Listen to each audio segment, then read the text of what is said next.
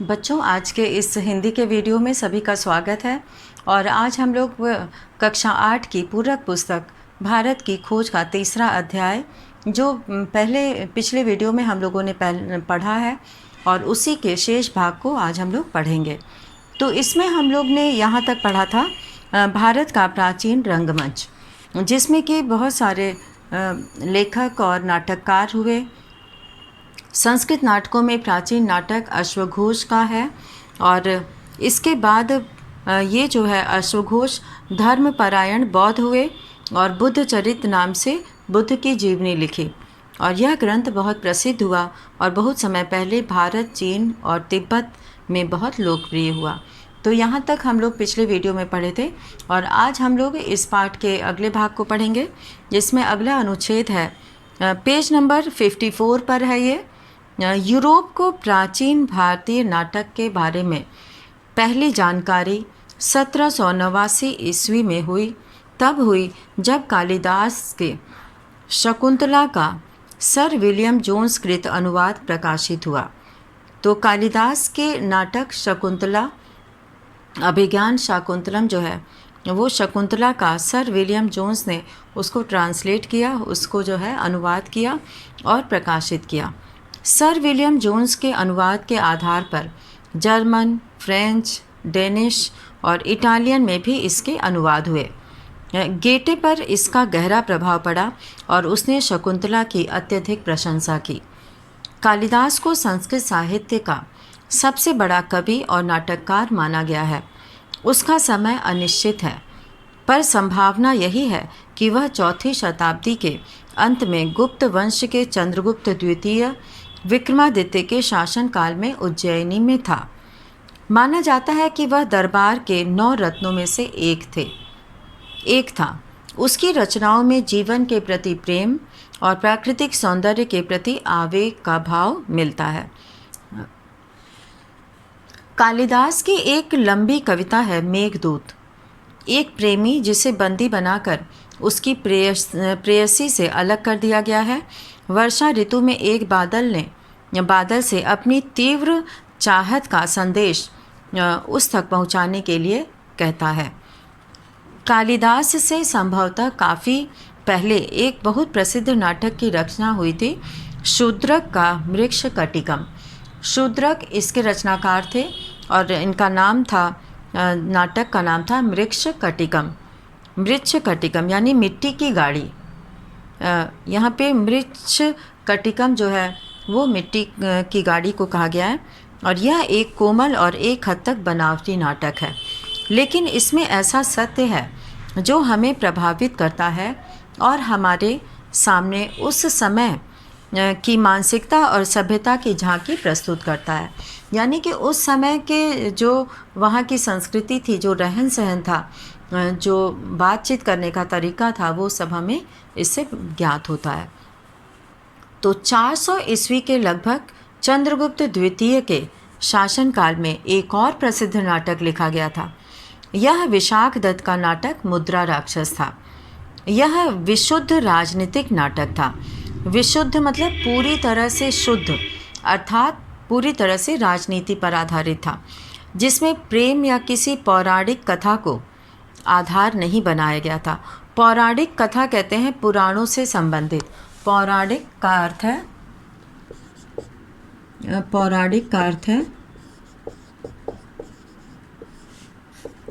पुराणों से संबंधित।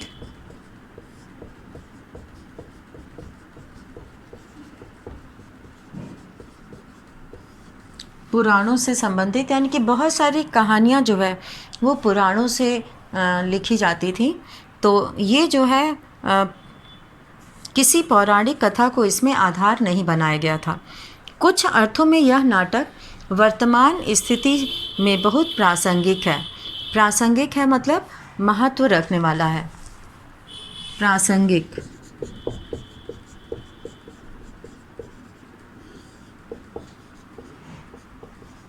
महत्व रखने वाला। तो ये बहुत ही प्रासंगिक है, अर्थात ये बहुत वर्तमान स्थिति में भी आज भी इसकी प्रासंगिकता बनी हुई है। राजा हर्ष, जिससे 7वीं सदी ईस्वी में एक नया साम्राज्य कायम किया, नाटककार भी था। हमें उसके लिखे हुए 3 नाटक मिलते हैं। 7वीं सदी के आसपास ही भवभूति हुआ, जो संस्कृत साहित्य का चमकता सितारा था। वह भारत में बहुत लोकप्रिय हुआ और केवल कालिदास का ही स्थान उसके ऊपर माना जाता है। संस्कृत नाटकों की यह धारा सदियों तक बहती रही, लेकिन 19वीं शताब्दी के आरंभ में गुणात्मक दृष्टि से स्पष्ट रूप से उसमें ह्रास दिखाई देने लगा। ह्रास मतलब गिरावट। ह्रास कहते हैं गिरावट को, यानी कि उसका स्तर जो है वो गिरने लगा। प्राचीन नाटकों की, जिसमें कालिदास तथा अन्य लोगों के जो नाटक थे, उसकी भाषा मिली जुली है। संस्कृत और उसके साथ एक या एकाधिक प्राकृत यानी संस्कृत के बोलचाल में प्रचलित रूप। उसी नाटक में शिक्षित पात्र संस्कृत बोलते हैं और सामान्य अशिक्षित जन समुदाय, प्रायः स्त्रियां, प्राकृत, हालांकि उनमें अनुवाद भी मिलते हैं। यह साहित्यिक भाषा और लोकप्रिय कला के बीच समझौता था। फिर भी प्राचीन नाटक अक्सर राज दरबारों या उसी प्रकार के अभिजात दर्शकों के लिए अभिजात्यवादी कला को प्रस्तुत करते हैं। अभिजात्य कहते हैं उच्च या अमीर लोग। अभिजात यानी उच्च या अमीर लोग।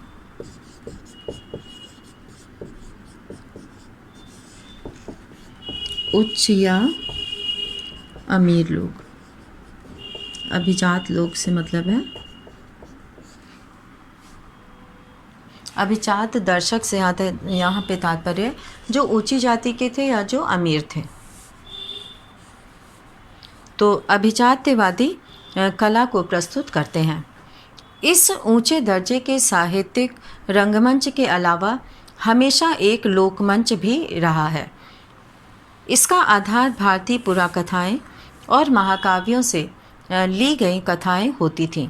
दर्शकों को इन विषयों की अच्छी तरह जानकारी रहती थी और इनका सरोकार नाटकीय तत्व से कहीं अधिक प्रस्तुति पर रहता था। यानी सरोकार यानी कि संबंध। सरोकार, सरोकार का अर्थ है संबंध। तो ऐसे नाटकों का जो है संबंध प्रस्तुति पर ज़्यादा रहता था, उसके नाटकीय तत्व से कहीं ज़्यादा। ये अलग अलग क्षेत्रों की बोलियों में रचे जाते थे, अतः उस क्षेत्र विशेष तक ही सीमित रहते थे। दूसरी ओर संस्कृत नाटकों का चलन पूरे भारत में था, क्योंकि उनकी भाषा पूरे भारत के शिक्षित समुदाय की भाषा थी। अब आगे संस्कृत भाषा की जीवंतता और स्थायित्व। यहाँ पर हम लोग अब इसके आगे शीर्षक के अंतर्गत पढ़ेंगे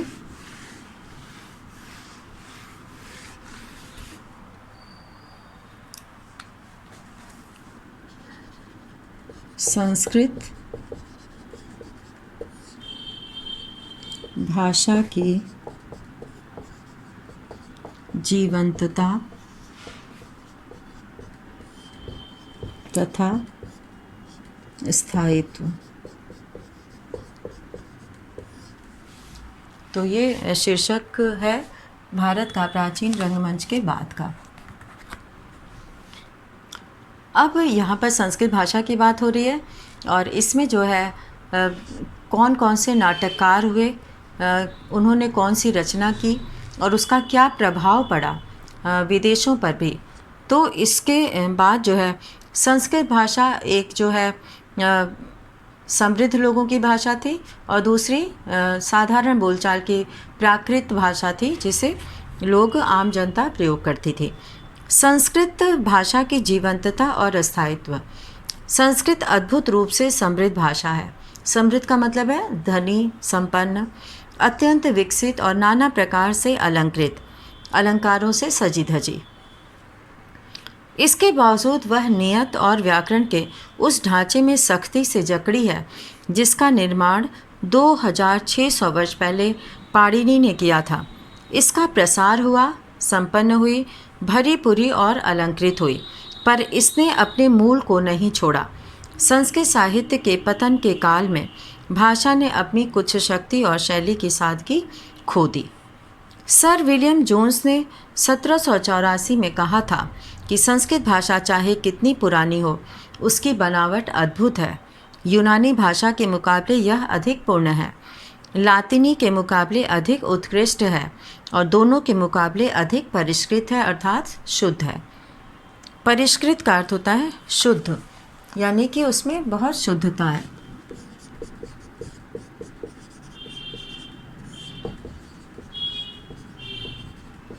परिष्कृत का अर्थ है शुद्ध।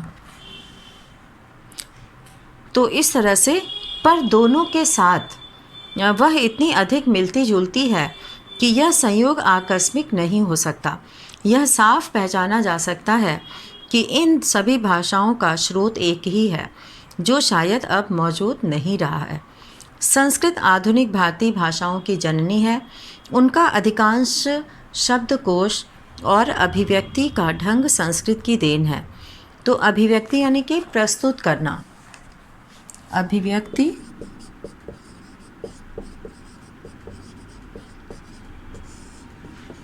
प्रस्तुत करना।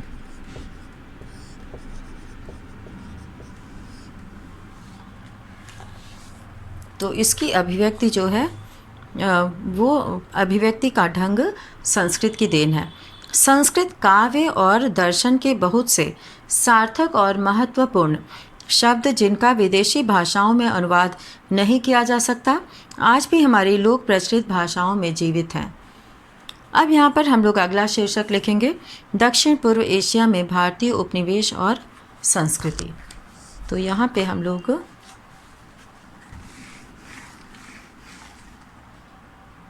दक्षिण पूर्व एशिया में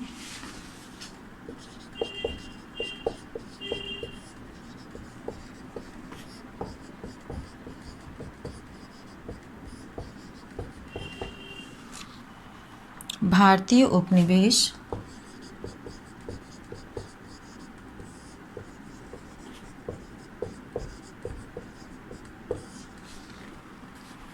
और संस्कृति।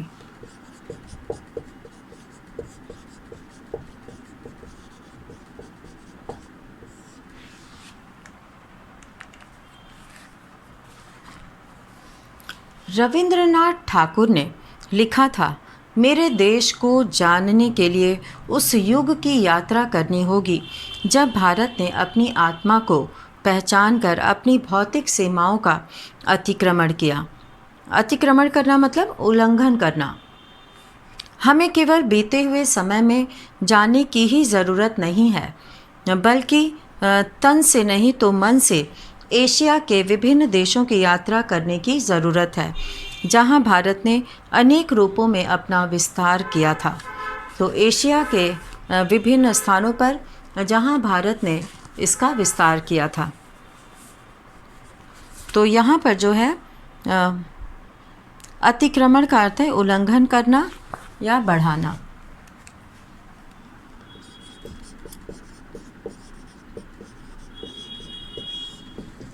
उल्लंघन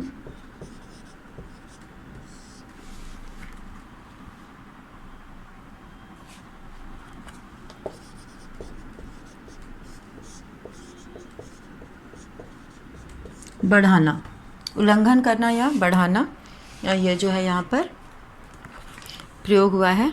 और इसमें जो है हमें एशिया के कुछ स्थानों की यात्रा करनी है जहाँ पर कि इसका प्रभाव रहा है। भारत ने अनेक रूपों में अपना जहाँ विस्तार किया था। तो पिछली, अब हम लोग यहाँ पे 57 पेज नंबर पे पढ़ रहे हैं। पिछली चौथाई सदी के दौरान दक्षिण पूर्वी एशिया के इस दूर तक फैले क्षेत्र के इतिहास पर बहुत प्रकाश डाला गया है।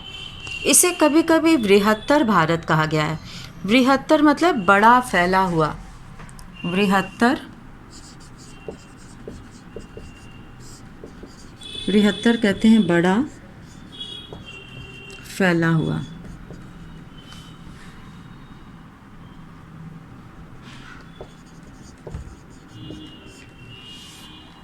तो इसे जो है कभी कभी बृहत्तर भारत कहा गया। लेकिन अब भी बहुत सी कड़ियाँ नहीं मिलती, बहुत से अंतर्विरोध भी हैं।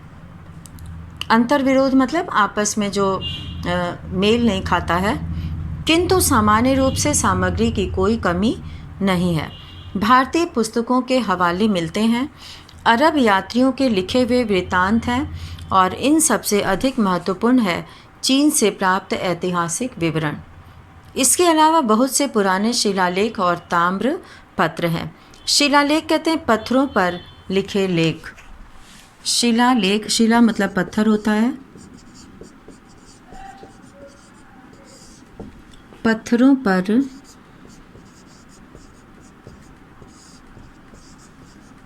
लिखे लेख, इसे पत्थरों पर खोद कर खुदाई करके लिखा जाता था। और ताम्र पत्र है, ताम्र पत्र कहते हैं तांबे के पत्ते को ताम्र पत्र।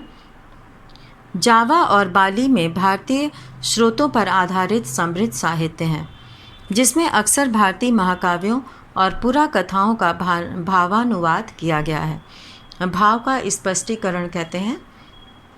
यूनानी और लातिनी स्रोतों से भी कुछ सूचनाएं मिली हैं, लेकिन इन सब से बढ़कर प्राचीन इमारतों के विशाल खंडहर हैं, विशेषकर अंगकोर और बोरोबुदुर में।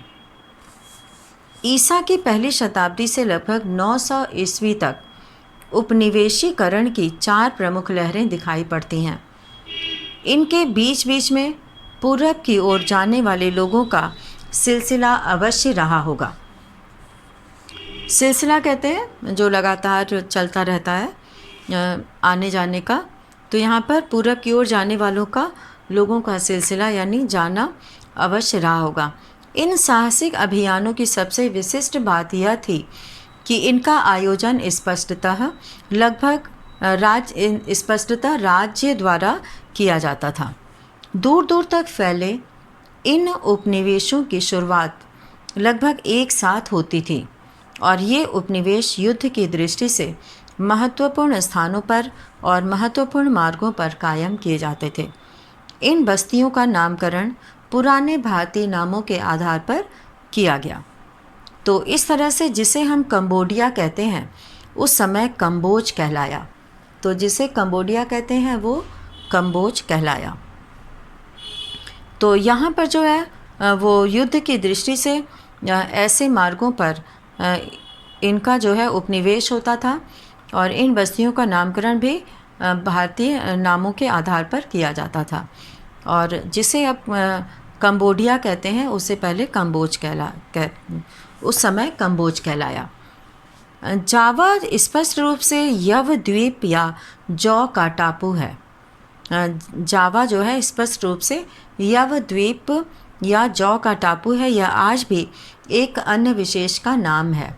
जौ जो है वो गेहूँ जिस तरह से होता है वैसे जौ भी होता है। प्राचीन पुस्तकों में आए हुए नामों का संबंध भी प्रायः खनिज, धातु या किसी उद्योग या खेती की पैदावार से होता है। इस नामकरण में खुद ब खुद ध्यान व्यापार की ओर जाता है।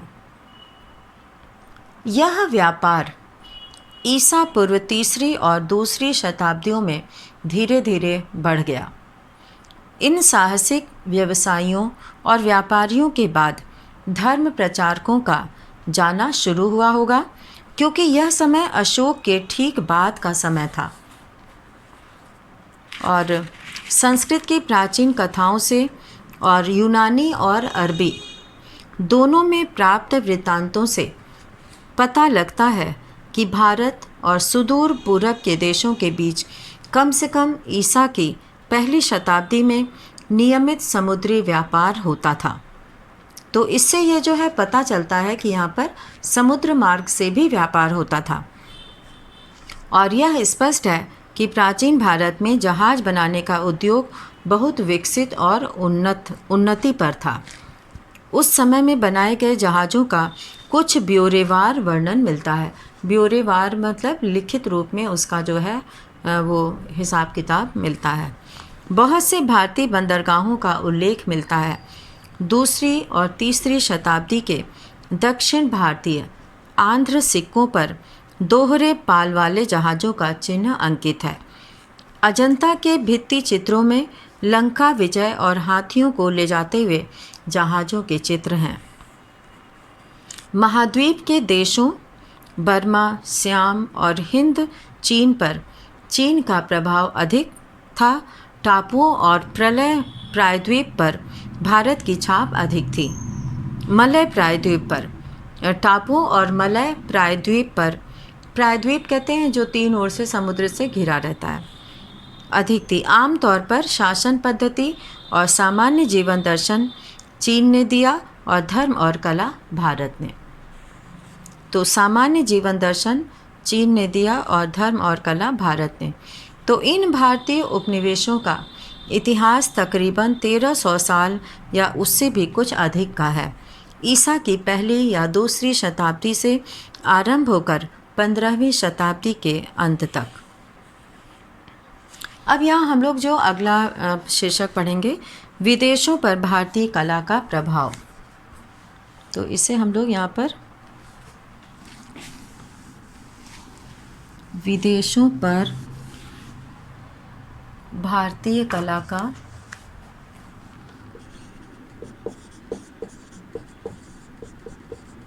विदेशों पर भारतीय कला का प्रभाव। अब इस शीर्षक के अंतर्गत हम लोग ये जानेंगे कि विदेशों पर भारतीय कला का क्या प्रभाव पड़ा।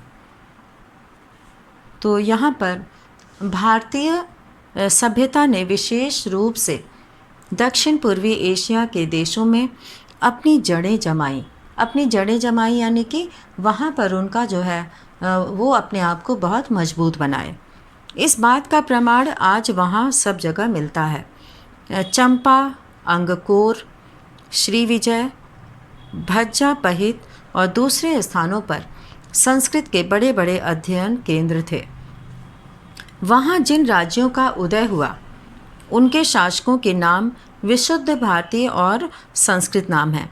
इसका अर्थ यह नहीं है कि वे विशुद्ध भारतीय थे, पर इसका अर्थ यह अवश्य है कि उनका भारतीयकरण किया गया था। राजकीय समारोह भारतीय ढंग से संस्कृत में संपन्न किए जाते थे। राज्य के सभी कर्मचारियों के पास संस्कृत की प्राचीन पदवियां थीं और इनमें से कुछ पदवियां और पदनाम न केवल थाईलैंड में बल्कि मलाया की मुस्लिम रियासतों में भी अभी तक चले आ रहे हैं। इंडोनेशिया के इन स्थानों के प्राचीन साहित्य भारतीय पुराकथाओं और गाथाओं से भरे हुए हैं। जावा और बाली के मशहूर नृत्य भारत से लिए गए हैं। बाली के छोटे से टापू ने अपनी भारतीय संस्कृति को अभी तक बहुत सीमा तक कायम रखा है। यहाँ तक कि हिंदू धर्म भी वहाँ चला आ रहा है। फिलीपीन द्वीपों में लेखन कला भारत से ही गई है।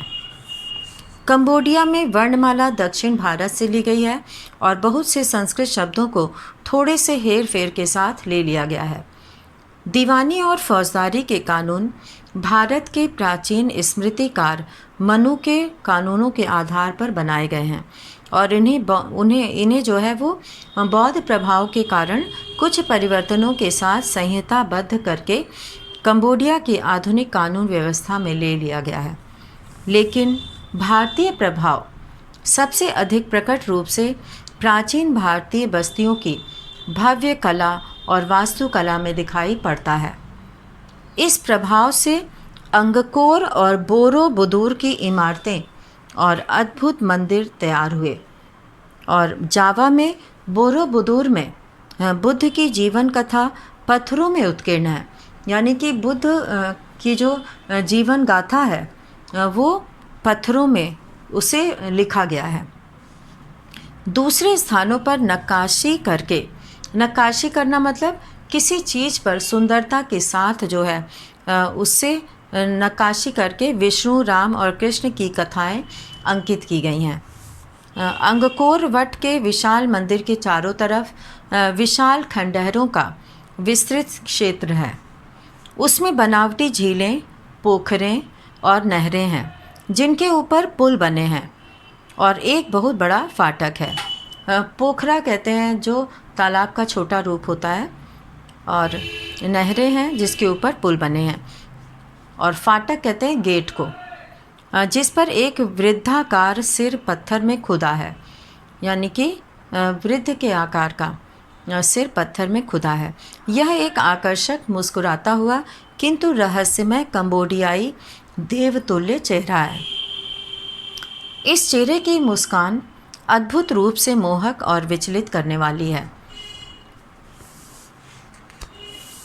अंगकोर की प्रेरणा भारत से मिली, पर उसका विकास खमेर प्रतिभा ने किया, या कि दोनों के परस्पर मेल से यह अजूबा पैदा हुआ। कंबोडिया के जिस राजा ने इसे बनवाया उसका नाम जयवर्मन सप्तम था, जो ठेठ भारतीय नाम है। और भारतीय कला का भारतीय धर्म और दर्शन से इतना गहरा रिश्ता है कि जब तक किसी को उन आदर्शों की जानकारी न हो जिनसे भारतीय मानस शासित होता है, तब तक उसके लिए इसको पूरी तरह सराहना संभव नहीं है। भारतीय कला में हमेशा एक धार्मिक प्रेरणा होती है, एक पारदृष्टि होती है, कुछ वैसी ही जिसने संभवतः यूरोप के महान गिरजाघरों के निर्माताओं को प्रेरित किया था। सौंदर्य की कल्पना आत्मनिष्ठ रूप में की गई है, वस्तुनिष्ठ रूप में नहीं। वह आत्मा से संबंध रखने वाली चीज़ है, भले ही वह रूप या पदार्थ में भी आकर्षक आकार ग्रहण कर ले। यूनानियों ने सौंदर्य से निस्वार्थ भाव से प्रेम किया। उन्हें सौंदर्य में केवल आनंद ही नहीं मिलता था, वे उसमें सत्य के दर्शन भी करते थे। प्राचीन भारतीय भी सौंदर्य से प्रेम करते थे, पर वे हमेशा अपनी रचनाओं में कोई गहरा अर्थ भरने का प्रयत्न करते थे। भारतीय कविता और संगीत की तरह कला में भी कलाकार से यह उम्मीद की जाती थी कि वह प्रकृति की सभी मनोदशाओं को तादाद में स्थापित करे, ताकि वह प्रकृति और विश्व के साथ मनुष्य के मूलभूत सामंजस्य की अभिव्यक्ति कर सके। भारत की विशेषता उसकी मूर्तिकला और स्थापत्य में है, जिस तरह चीन और जापान की विशेषता उनकी चित्रकला में है।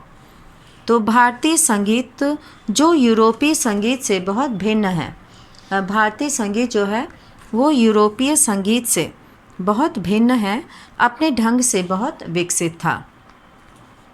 इस दृष्टि से भारत का बहुत विशिष्ट स्थान है, और संगीत के क्षेत्र में चीन और सुदूर पूर्व के अलावा उसने एशियाई संगीत को बहुत दूर तक प्रभावित किया था। एशिया के दूसरे देशों की तरह भारत में भी कला के विकास पर गढ़ी हुई मूर्तियों के विरुद्ध धार्मिक पूर्वाग्रह का महत्वपूर्ण प्रभाव पड़ा। वेद मूर्ति पूजा के विरुद्ध थे, और बौद्ध धर्म में भी अपेक्षाकृत बाद के समय में ही बुद्ध की मूर्तियां और चित्र बनाए जा सके। मथुरा के संग्रहालय में बोधिसत्व की एक विशाल, शक्तिशाली और प्रभावशाली पाषाण प्रतिमा है। पाषाण प्रतिमा कहते हैं पत्थर की बनी हुई मूर्ति। इसका निर्माण ईस्वी सन के आरंभ के आसपास कुषाण युग में हुआ था। भारतीय कला अपने आरंभिक काल में प्रकृतिवाद से भरी है, जो कुछ अंशों में चीनी प्रभाव के कारण हो सकता है। भारतीय कला के इतिहास की विभिन्न अवस्थाओं पर चीनी प्रभाव दिखाई पड़ता है। चौथी से छठी शताब्दी ईस्वी में गुप्त काल के दौरान, जिसे भारत का स्वर्ण युग कहा जाता है, अजंता की गुफाएं खोदी गईं और उनमें भित्ति चित्र बनाए गए। बाघ और बादामी की गुफाएं भी इसी काल की हैं। अजंता हमें किसी स्वप्न की तरह दूर किंतु असल में एकदम वास्तविक दुनिया में ले जाती है। इन भित्ति चित्रों को बौद्ध भिक्षुओं ने बनाया था। बहुत समय पहले उनके स्वामी ने कहा था, स्त्रियों से दूर रहो, उनकी तरफ देखो भी नहीं, क्योंकि वे खतरनाक हैं। इसके बावजूद इन चित्रों में स्त्रियों की कमी नहीं है। सुंदर स्त्रियां, राजकुमारियां, गायिकाएं, नर्तकियां बैठी और खड़ी श्रृंगार करती हुई या शोभा यात्रा में जाती हुई। ये चित्रकार भिक्षु संसार को और जीवन के गतिशील नाटक को कितनी अच्छी तरह जानते थे। उन्होंने ये चित्र उतने ही प्रेम से बनाए हैं जितने प्रेम से उन्होंने बोधिसत्व को उनकी शांत लोकोत्तर गरिमा में चित्रित किया है। तो इस तरह से यहाँ पर जो है हम लोगों ने इस पाठ में भारतीय जो है इस शीर्षक के अंतर्गत संस्कृत भाषा, दक्षिण पूर्व एशिया में भारतीय उपनिवेश और संस्कृति और विदेशों पर भारतीय कला का प्रभाव, इसके बारे में हम लोगों ने बहुत सी जानकारी प्राप्त की। और इसी के साथ आज का ये वीडियो यहीं समाप्त करते हैं। धन्यवाद।